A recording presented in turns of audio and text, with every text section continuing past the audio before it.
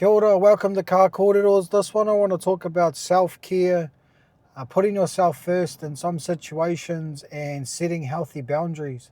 What I mean by that is you find a lot of whānau communities are stuck in the rat race, like hardcore. Like they are so busy in their days, or to chase this goal of what? What's the goal we're trying to be chasing here? Because, if we keep living like that, all we're going to fund is the wheel. We're never going to fund ourselves. I understand that it does suck, because financially now it is a real hard grind to live. I live by myself and just feeding myself on. I'm lucky to be in prep because, that limits a lot of kai, so I'm on the basics. But it's expensive, and I always wonder how whānaus with, 4 or 5 in them can afford to live.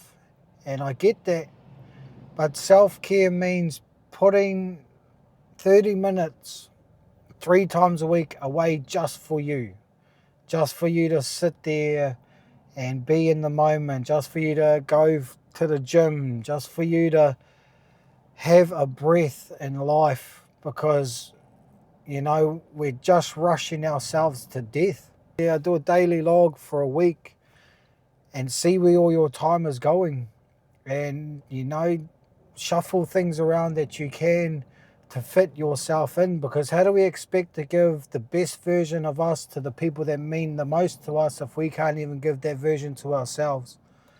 How are we meant to help fill others' cups when our cup's broken and leaking and it's on its last sip? That's what I mean about self-care.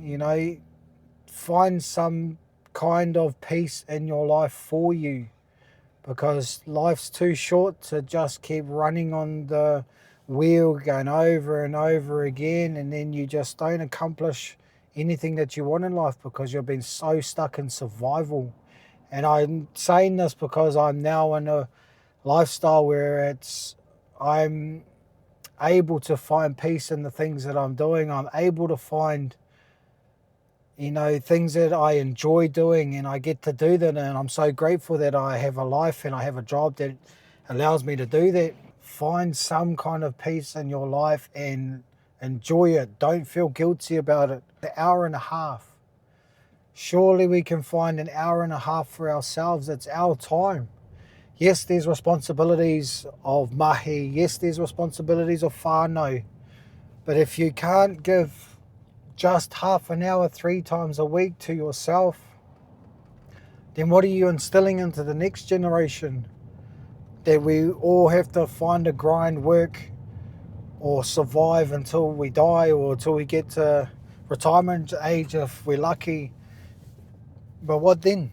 You get to retirement age and what? You're on that downward slope. Now you get to enjoy life, apparently. That's where the system is set up to fail. It makes us think when we're younger we have to grind and get into this hard mahi, and we've got to work and work and work to earn the right to rest, where that's completely wrong. We need to find passions that we fulfill ourselves with, as well as being able to earn an income. And I know that's a big thing to think about nowadays, especially where how the economy is going. And I do understand that there's not the best jobs out there, but whānau got to do it. You got to put the food on the table, and I definitely get that. But it's trying to find a side hustle that's enjoyment to you, to then you can build upon. I've had this opportunity, like I'm still on the bracelet. I've been on the bracelet for 2 years, and I've been able to create my business. But you got to put yourself into something that you will happily wake up every morning, and it doesn't feel like a job. It feels like you're fulfilling your cup. Just plant that seed. Just think about something that you would happily wake up to do every day. And I get it. Oh yeah, I'd happily wake up and win lotto, or I'd happily wake up and get paid to sit on my ass. I've got to find something that triggers that that feeling within us. You know, we got to live life. Just stop surviving it. You know, surviving is just the fast way to the grave. You know, and so that's where that self-care comes in. Just 30 minutes, 3 times a week. You know, find the way to put that in for yourself. Now, setting healthy boundaries. This one's very important, especially if you're in survival mode, because when you're in survival mode, you don't see people that are leeching for your energy, that are leeching for whatever putia you've got, or leeching for your time, you know, because we're so stuck in that survival, like, oh man, like, I have to help them because I'm struggling, so they must be struggling in that. And that doesn't benefit anyone. You know, it doesn't benefit them because it doesn't build resilience in themselves. Like, yes, if it's an emergency, yes, if it's life-threatening, 100%, you know, do the best that you can for them.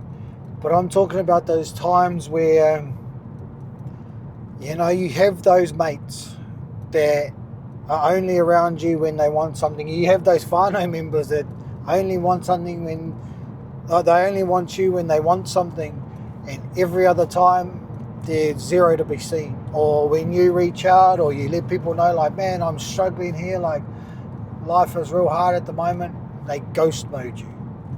You know, that's where those setting that healthy boundary is saying no. You know, don't worry about the tangi whittles that they're going to give you. Don't worry about the excuses. It's allowing yourself to know, like, hey, man, like, my cup is half full at the moment and I'm trying to put 30 minutes 3 times a week in here for myself. I just don't have that for you. And, you know, if you want to come on this journey with me where I'm putting this time aside to allow me to better myself, then ka pai, like, you know, best thing is when you have people around you that are like-minded. But you'll come to find that those whānau don't actually want that. They don't want to be helped.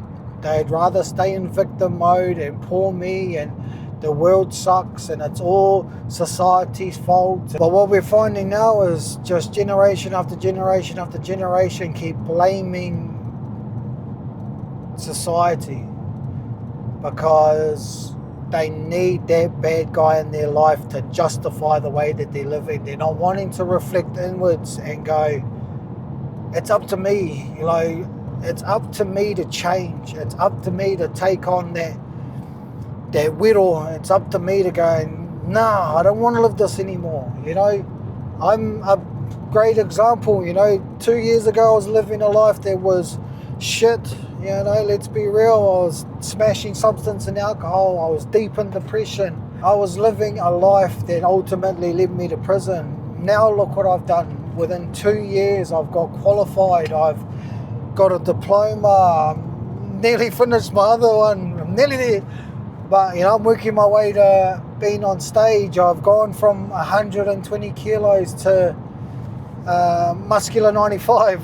We just need to stop giving ourselves excuses and set healthy boundaries to stop whānau around us and friends that need that enablement. You know, they need that, oh yeah, we are all victims to the world. They just need that enabling group.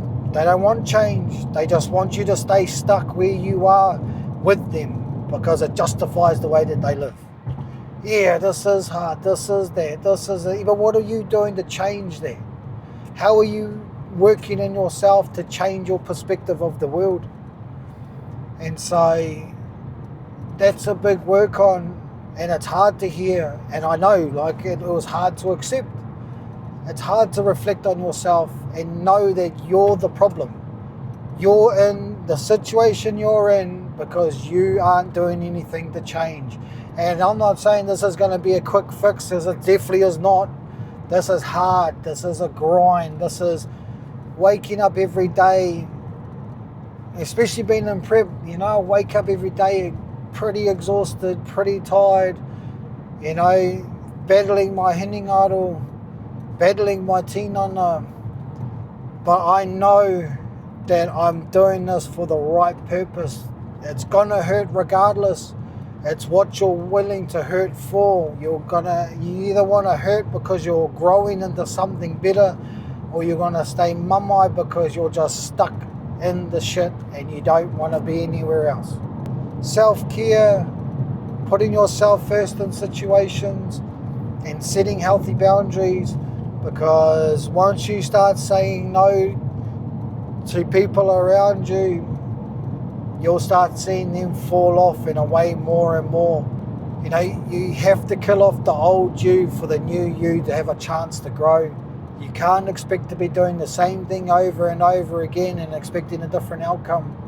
You have to make a conscious decision that you don't want to do what you're doing anymore and look for something better. Like I say, like I'm an example of it, you know, like there's no easier way for me to say it. As I was living a shit life.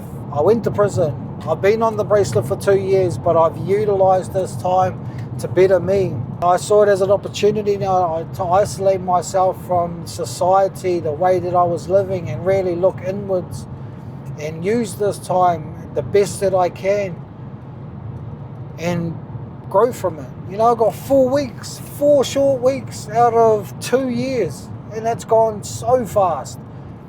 And I'm nervous a little bit, but I'm so excited because I know that the groundwork that I've put in for these last 2 years are solid, because I've only been looking within and how can I help without once my cup's been full. I don't give anyone out of my own cup. I only give what's overflowing, and sometimes it makes me come off like an asshole, and sometimes it makes me come off quite blunt, but I protect myself first, because everyone will know, like, once you're in a low, the only person that can have you fully is yourself. You know, you're out here emptying your cup for everyone else, and when that low time comes, well, who's there for you in the sense of being within yourself? You know, yes, whānau, yes, friends will want to reach out, will want to help if they're real, ka pai, but at the end of the day, they can't get into your hinengaro, they can't get into what's going on internally for yourself. Only you can. So you need to know that you have got you. You know, if that makes sense. Really look at, first of all, that 30 minutes 3 times a week. Just find that time. Write down those time slots of what you're doing in the day and how could you change that. You know, burning brain TikTok or scrolling for 2-3 hours. How can you find, just give yourself half an hour after mahi straight away, just go straight into a bang, get it done. And then that way you can chill out for the rest of the day. Yeah, like, you know, how can we tighten up different parts of us that can allow ourselves to grow and utilise that time, that small brackets we have, into bettering us, and set healthy boundaries. Start with yourself, you know, set healthy boundaries for yourself. If you're going to have a high calorie kai, limit it to first, I know, a couple of times a week, and then work on that for 4 weeks, and then limit it to just once a week, you know, and then that starts your healthy boundaries, and then you're able to work on that towards others, because it's like, well, hey, if I can do this for myself, you know, I want you to do that for you too. Honestly, hope everyone has an amazing day. I'm 4 weeks away from stage. I'm excited, I'm nervous, I feel great at the moment. My lows have been low, but I've been working through it. You know, I'm so appreciative of my partner, of my mum, Jeff, you know, of my coach. Tell someone that's close to you, appreciate them and what they do for you, even if it's small, you know. Thank you for folding the towels when you got home. Thank you for, I don't know, wiping your ass and so you don't stink. You know, like, people love being appreciated. It's a good feeling, you know, so why not spread that more? What are we holding that on for? What, are you going to hold that appreciation for someone because it makes you look vulnerable? Shit. You know, I tell my bros, fuck, I love you, my bro, you're doing massive, you know, remember that. I try and give the best version of myself to my partner because she deserves it. And she needs to know that I appreciate her for what she's doing for me in this hard time. Hope everyone has an amazing day. Ka kōreros might be a part 1, part 2. So it's been quite a lot. So, yeah. Cheers.